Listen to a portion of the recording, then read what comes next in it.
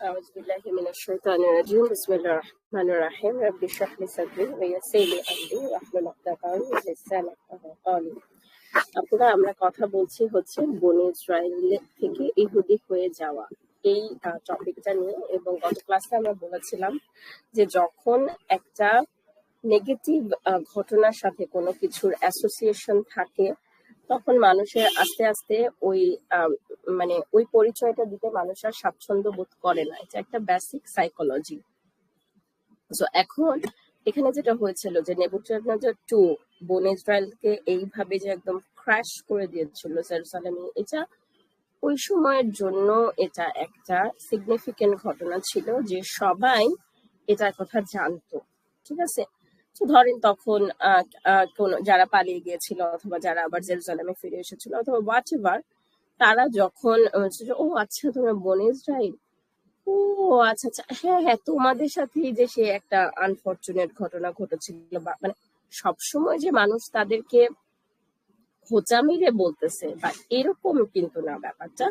যে মানে ব্যাপারটা হচ্ছে যে ওই ঘটনার সাথে বনি ইসরায়েল টার্মটার একটা অ্যাসোসিয়েশন হয়ে গিয়েছিল, যেটা ওদের জন্য কোনো কমফোর্টেবল ঘটনা ছিল না।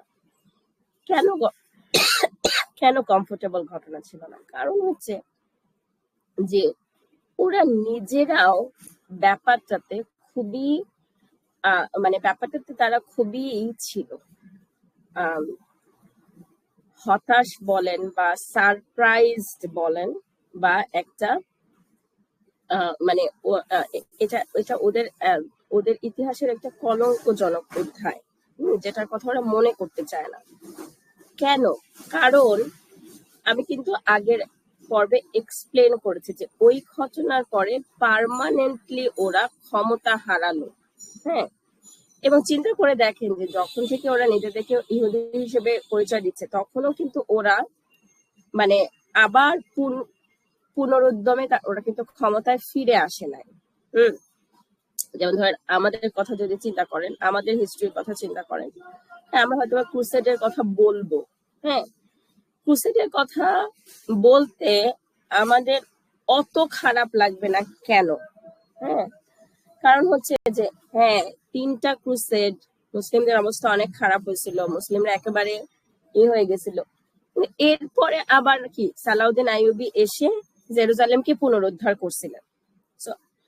একটা প্রলং পরাজয়ের পরে কিন্তু আমাদের একটা বিজয়ের হিস্ট্রি আছে। নিজের লাইফের ব্যর্থতার সময়গুলোর কথা আপনার কখন বলতে ভালো লাগবে? যখন আপনি সফল।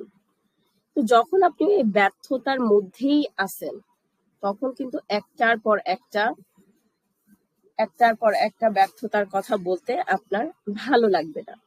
বনি ইসরায়েল বা ইহুদিদের কথা চিন্তা করেন, ওরা কিন্তু আবার পাওয়ারে কাম ব্যাক করতে পারে নাই, এবং এই জিনিসটা ওদের প্রচন্ড রকমের ইগোতে লাগে, ইগোতে হার্ট হয়। বিকজ ওরা নিজেদেরকে কি মনে করতো? ওরা নিজেদেরকে মনে করতো যে শ্রেষ্ঠ পিপল, আল্লাহর মনোনীত জাতি। সো ওরা মানে আল্লাহ যে এই জিনিসটা হওয়ালেন, হ্যাঁ, এবং ওরা আবার কাম ব্যাকও করতে পারতেছে না, ওরা ওই অবস্থাতেই আছে লাঞ্ছিত হয়ে হয়ে। এই জিনিসটা ওদের জন্য খুবই ডিফিকাল্ট টু হ্যান্ডেল। হ্যাঁ, এবং এখন যদি এবং এই জন্য আপনারা দেখবেন যে কোরআনের যে রিলেটেড ইগুলা কোরআনে যখন বলা হয়েছে তখন to me it is a literary miracle of the Quran. হ্যাঁ, যে আপনারা দেখবেন যে তোমরা যারা ইহুদি, এইভাবে আল্লাহ সুবহানাহু ওয়া তাআলা বলতেছেন না। আল্লাহ বলতেছেন যে তোমরা যারা ইহুদি হয়ে গেছো, হ্যাঁ, ইয়া আইয়ুহাল্লাযীনা হাদু, আপনারা যদি সূরা জুমুয়া পড়েন, সূরা জুমুয়ার 6 নম্বর আয়াত সম্ভবত, হ্যাঁ, হে তোমরা যারা ইহুদি হয়ে গেছো। এবং সাধারণত যখনই এরকম কিছু বলা হচ্ছে কোরআনে, তখন আপনারা দেখবেন যে নেগেটিভ কিছু একটা বলা হচ্ছে। নেগেটিভ কিছু একটা বলা হচ্ছে। ওদের ব্যাপারে আল্লাহ সুবহানাহু ওয়া তাআলার কোনো একটা অসন্তোষ প্রকাশ পাচ্ছে। সেই জন্য আপনারা যেটা মানে কেউ যদি এসব ব্যাপারে ইন্টারেস্টেড হন, তাহলে আপনারা যেটা করতে পারেন সেটা হচ্ছে যে Quran.com যে ওয়েবসাইটটা আছে সেখানে আপনারা, বা এখন গ্রিন টেক অ্যাপের যে কোরআন সেখানেও ইজিলি চেক করা যায়। আপনারা জিউইশ লিখে সার্চ দিবেন, তখন যতগুলো কোরআনের ভার্সে এই শব্দটা আছে, তারপর সেটার অ্যাসোসিয়েটেড অ্যারাবিক টার্মটা দেখবেন, এবং দেখে আপনারা দেখবেন যে কিভাবে সব জায়গায় কোনো একটা নেগেটিভ সময়, এবং সময়টা অবশ্যই সুলাইমান আলাইহিস সালামের মৃত্যু পরবর্তী সময়, ঠিক আছে? এরকম এরকম কোনো একটা সময়ের কথাই এখানে বলা হচ্ছে। আচ্ছা, এখন আমাদের সময়ের সাথে যদি ওদের সাইকোলজিটা যদি আমরা তুলনা করি, তাহলে আমরা দেখবো যে we have this exact psychology.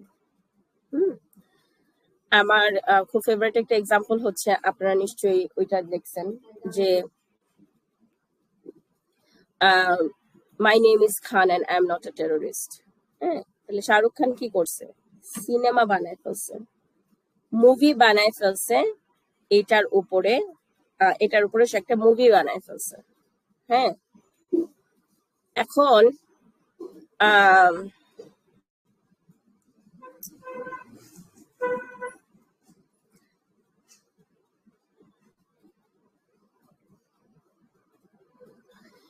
কেন এটা হয়েছে?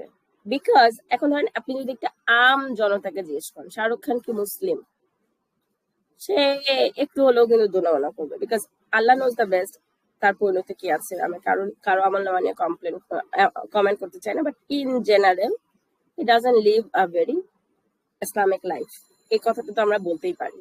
আচ্ছা, এবং সে একজন মানে হিন্দু বিয়ে করছে ওয়াটএভার। আচ্ছা, এখন সেও কিন্তু এয়ারপোর্টে এক্সট্রা স্ক্যানিং এর সম্মুখীন হচ্ছে জাস্ট তার নাম খান বলে। তার নাম সাউন্ডস লাইক, মানে তার নাম ইজ সাউন্ডিং মুসলিম। এই কথাটা যে বলা হয়, আমরা যে ধরেন মুসলিমরা নিজেদের মধ্যে এত দ্বিধা বিভক্ত, এত ছোট ছোট আমরা করে ফেলছি, কিন্তু আমাদের শত্রুরা কিন্তু আমাদের মধ্যে এত বিভক্তি, এরা সবাইকেই মুসলিম মনে করে। আপনি জামাতি বলেন, সহি আকিদা বলেন, তাবলিগি বলেন, শিয়া বলেন, দে উইল অল কনসিডার আস মুসলিম। এবং ওদের যখন আমাদের প্রতি কোনো করতে যাবে, ওরা আমাদের সবাইকে একসাথে ধ্বংস করতে যাবে। ওরা এত দেখে না কে সহি মুসলিম কে। আমরা নিজেদের মধ্যে এরকম ছোট ছোট ভাগ হয়ে আমরা আরো নিজেদেরকে দুর্বল করে ফেলতেছি। That's a different discussion. কিন্তু কথা হচ্ছে যে কি হইলো যে ও তখন এই যে 9/11 এর পরে মুসলিমদের এই যে একটা হেনস্থা, হ্যাঁ, সেইটার পরে আপনি দেখবেন যে প্রচুর মুসলিম তাদের নাম চেঞ্জ করছে, স্পেশালি যদি নাম ইসলাম থাকে, খান মানে অ্যাপারেন্টলি ইসলাম, মোহাম্মদ, আহমেদ, হ্যাঁ, এইসব নাম তারা তাদের নাম থেকে বাদ দিছে বা চেঞ্জ করছে। Same psychology. ও আচ্ছা, ধরেন কেউ আপনি কোন একটা জায়গায় দাওয়াতে গেলেন, তখন আপনাকে হচ্ছে কেউ নাম জিজ্ঞেস করলো, তখন সে অডিয়েন্স, ও আচ্ছা মুসলিম, ও আচ্ছা হ্যাঁ হ্যাঁ কিছু, আচ্ছা কিছু মুসলিমরাই যে 9/11 আমেরিকা ট্রেনটাও ধ্বংস করছিল না, and then you will not feel good. আমি আরেকটা যেটা যদি বলি, আমি আরেকটা যদি উদাহরণ দিই, যে ধরেন আমি এবার যে উমরাতে গেলাম, আমাদের দুইবারই আমাদের ট্রানজিট ছিল হচ্ছে দুবাইতে। আমি সারপ্রাইজিংলি যাওয়া এবং আসা দুইবারই আমি এই মন্তব্যটা শুনলাম যে this is the first time I am listening a Bangladeshi to speak in English.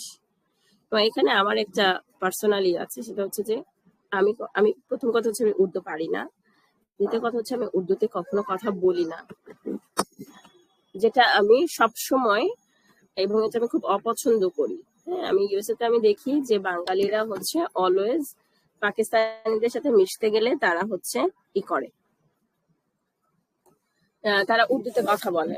হ্যাঁ, তো তখন তারা উর্দুতে কথা বলে এবং মানে ওরা সবসময় মানে ওরা ওরা বাংলা বাংলা বলছে না, সমস্ত বাংলাদেশিরা উর্দু বলছে এবং উর্দুতে কথা বলে। আমাকে বলে যে তুমি উর্দু পারো না, আর আমি বলি যে না আমি উর্দু বুঝি but I don't speak Urdu. এটা ধরো খুবই অবাক হয়। এখন এই যে এরা কেন হইতেছে, এরা কেন অবাক হইতেছে যে কেন একটা বাংলাদেশি এসে ইংলিশে কথা বলছে, বিকজ বাংলাদেশি বলতে ওরা অ্যাসোসিয়েট করা হচ্ছে ক্লিনার। হ্যাঁ, মক্কা মদিনাতে ইভেন আপনি যদি যান আপনি দেখবেন যে সব ক্লিনার দেবেন। আপনি বাংলায় কোনো একটা ক্লিনারকে আপনি কোনো হেল্প চাবেন, আপনি ওখানে সিকিউরিটিদের হেল্প চাবেন, আপনি চাবেন ক্লিনারদের, আপনি তারা সুন্দর মতন আপনাকে ই করে দেবে, ডিরেকশন বুঝাই দিবে বা কিছু। আপনি বাংলায় কথা বলবেন, মানে বাংলার হলো হিন্দি, মানে এই সাবকন্টিনেন্ট। তাহলে কি হচ্ছে, এই সাবকন্টিনেন্টের মানুষদের সাথে ওরা পারে না, ওরা অশিক্ষিত, লো স্কিলড। তাহলে এখন ধরেন আলহামদুলিল্লাহ প্রাউড বাংলাদেশি, এটা যদি না হতো তাহলে আমি কি করতাম, আমি নিজের বাংলাদেশি পরিচয়টা দিতে স্বাচ্ছন্দ্য বোধ করতাম না, কারণ বললে ওরা ভাববে যে আমি অশিক্ষিত ক্লিনার শ্রেণীর ওই ওই ওই সেগমেন্ট অফ দ্য সোসাইটি। আমি জানি না পুরো আমি বুঝাইতে পারতেছি কিনা, but this psychology is very very important for us to understand আমাদের আগামী পর্বগুলোতে ইনশাআল্লাহ। জাযাকুমুল্লাহ খায়রান শোনার জন্য। সালামু আলাইকুম রাহমাতুল্লাহি বারাকাতুহু।